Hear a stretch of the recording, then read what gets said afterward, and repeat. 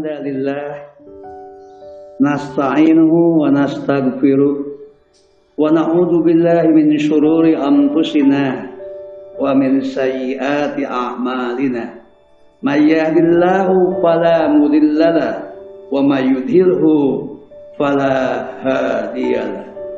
Asyhadu an la ilaha illallah wahdahu la syarikalah wa asyhadu anna Muhammadan abduhu wa rasuluh.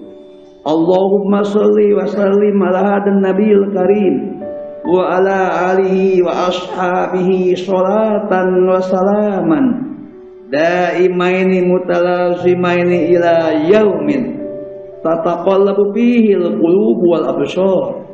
Ayyuhal hadirun ittaqullaha haqqa tuqatih wa la tamutunna illa wa antum muslimun.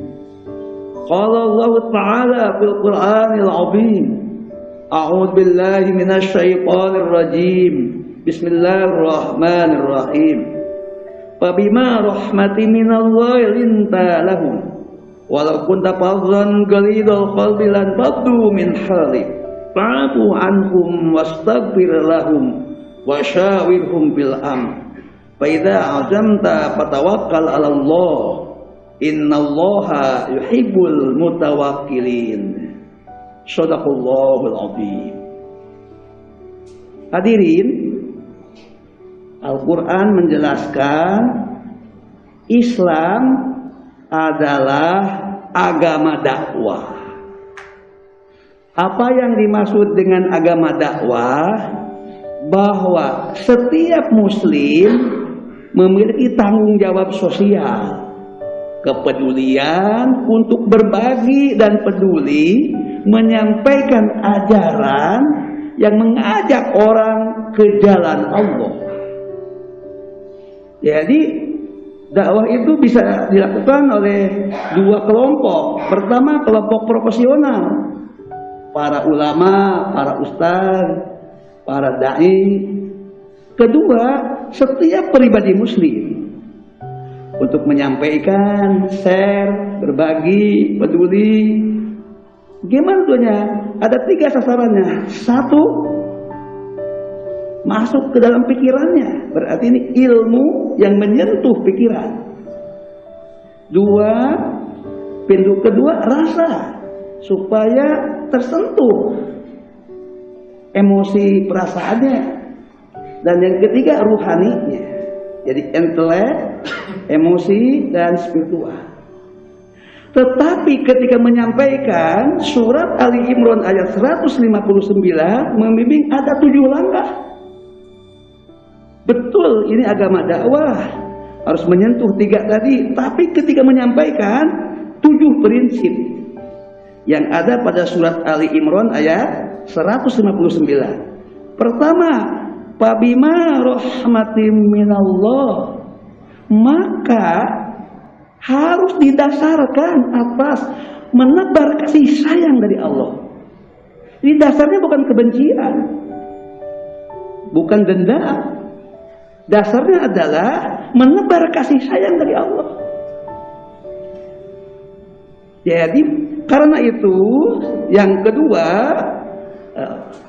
lanjutannya lintalahu, bersikap lembut terhadap siapa saja sasaran dakwah. Mau lewat tulisan, lewat sosial media, macam-macam, lewat langsung, maka harus lembut, bukan dengan kekerasan, bukan dengan radikalitas, dengan kelembutan. Ini Al-Quran harfiah, lintalahum, engkau Muhammad bersikap lembut terhadap manusia. Tuh. Jadi yang pertama, dasarnya menebar kasih sayang, rahmat dari Allah. Yang kedua, lakukan dengan kelembutan. Di sini ada penjelasan ayat berikutnya, walaupun tafadhan ghalidhal qalbi, dan sekiranya engkau Muhammad keras kepala, kekeh, bedegong, kata orang Sunda, memaksakan kehendak, lan faddu min hawlik. Pasti orang lari, menjauh, meninggalkan engkau Muhammad. Meninggalkan Nabi Muhammad berarti lari dari sasaran dakwah, lari dari pesan, lari dari ajaran Islam. Jadi apakah kita ingin merangkul, lakukan kelembutan, atau kita ingin menjauhkan orang dari Islam? Maka tindakan radikal itu bukan mendekatkan kepada Islam, menjauhkan orang dari Islam, menjauhkan orang dari Al-Quran, menjauhkan orang dari Nabi Sallallahu Alaihi Wasallam, dari Sunnah. Prinsip yang ketiga, fa'fu anhu. Dahulukan, bisa memaafkan orang. Orang itu mungkin tidak mengerti, mungkin tidak tahu, dengan ketidaktahuannya, dengan ketidakmengertiannya, lalu punya persepsi yang salah tentang Islam, tentang Muslim, tentang tokoh Islam. Sikap yang pertama harus diambil lah, fa'fu anhu, maafkan mereka. Jadi betapa diminta besar lapang dada, maafkan mereka. Kenapa mereka bersikap buruk, menjelekkan terhadap Islam, kaum muslimin? Dugaan kita, oh itu karena tidak tahu, oh mungkin informasi belum sampai, mungkin persepsinya dibentuk oleh saluran-saluran komunikasi yang salah. Pokoknya prinsip yang ketiga, Al-Quran meminta fa'fu anhum. Engkau Muhammad bersedia memaafkan mereka. Prinsip yang keempat, wastaghfir lahum. Dan engkau Muhammad, ini khusus prinsip Muhammad, bersedia memohonkan ampun kepada Allah untuk mereka. Jadi bukan sekadar memaafkan, ya Allah ampuni orang-orang yang bertindak kasar, radikal, punya persepsi yang buruk terhadap Islam, terhadap kaum muslimin, terhadap Al-Quran. Jadi selain memaafkan, memohonkan ampun untuk mereka. Itu prinsip yang keempat. Prinsip yang kelima, wasyawirhum bil amr. Coba musyawarah. Musyawarah itu intinya dialog. Dialogkan dengan mereka. Siapa tahu mereka bisa mengajak dialog yang persuasif, komunikatif, kolaboratif. Dialogkan, bicara. Siapa tahu persepsi itu bisa berubah, pandangan itu berubah setelah dijelaskan, tapi dialog dengan cara yang tentu persuasif, komunikatif, kolaboratif. Prinsip yang keenam, faidah ajamta fatawakal Allah. Rumuskan perencanaan. Apa dengan menciptakan perdamaian, kerukunan. Kalau dengan yang bukan muslim, kalau sama muslim malah lebih berat dengan sesama muslim. Ayo Pak, lebih mengedepankan persamaan, lebih membedakan. Ini kan kita titik kesamaannya banyak, perbedaannya dikit. Sama-sama salat menghadap kiblat Ka'bah, sama-sama mengucapkan dua kalimat syahadat, Qur'annya satu, nabinya satu. Itu Allahnya satu, sholat dengan cara yang menghadap kepada titik yang sama, kedepankan titik persamaan, karena itu yang akan membuat punya perencanaan untuk hidup rukun, untuk bersatu, akan satuan positif. Kalau dengan yang beda agama, ayo kita sama-sama mencintai negeri, kan ini negeri kita bersama, ciptakan kerukunan, kedamaian, tapi tidak mengganggu keyakinan dan ibadah masing-masing umat beragama. Itu wilayah internal. Dan yang terakhir, fatawakal ala Allah. Serahkan kepada Allah. Ya Allah, kami sudah berusaha, kami sudah ingin menciptakan kerukunan, menciptakan kedamaian. Apa maksud serahkan kepada Allah? Dengan doa supaya hati kita sama-sama jadi lembut, jadi damai, lebih melihat sesuatu yang jadi titik temu ketimbang mengedepankan perbedaan-perbedaan, lebih berorientasi kepada hidup bersama ketimbang menekankan pendapat pribadi atau kelompok. Nah, sikap seperti itu ajaran Al-Quran. Jika ini diterapkan dalam kehidupan kita sehari-hari, insya Allah kita akan terhindar dari disintegrasi perpecahan bangsa. Kita akan terhindar dari perpecahan di antara sesama umat. Sengaja saya memilih Al-Quran sumber utama, belum dihubungkan dengan sunnah, dengan hadis, dengan pendapat kaul-kaul ulama. Ini sengaja hari ini mengambil dari sumber yang pokoknya, Al-Quran. Ada tambahan pada surat Fussilat, surat ke-41,